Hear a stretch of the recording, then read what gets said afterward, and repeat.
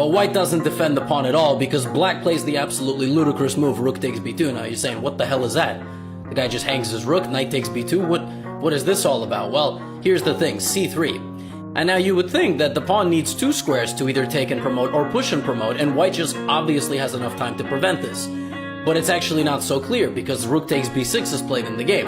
Now, if white had played the move knight to d3, then after the simple check, rook b6, in this position, c takes d3. 2 pawns on the 6th or 3rd rank that stand side by side cannot be stopped by a rook. If you just leave them against the rook, you can leave them against other people as well, but not against the rook.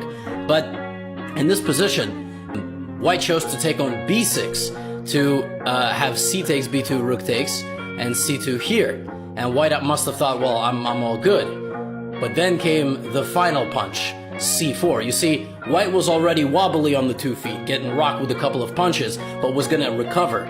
But then came c4. But even that wasn't the end of the story, because here, white played the move rook to b4.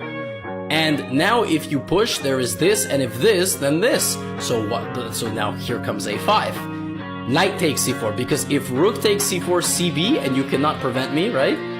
Uh-oh. So, knight takes c4, and now rather than taking the rook and stopping your dreams of making a queen, you continue to push. The knight and the rook can now not prevent you from making a queen, so white needs to scramble to get as much as possible for that queen. And that actually doesn't look so bad. Rook, knight, pawn, that's 9 points for a queen. However, there's this move.